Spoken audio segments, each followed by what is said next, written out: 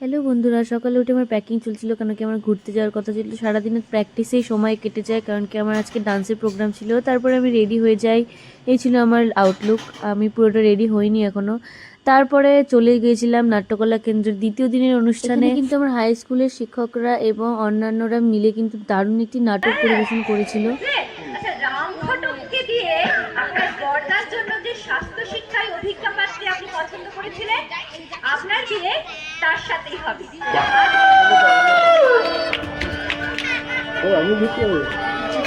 আচ্ছা, তারপরে কিন্তু আমার নাচের অনুষ্ঠান হয়েছিল।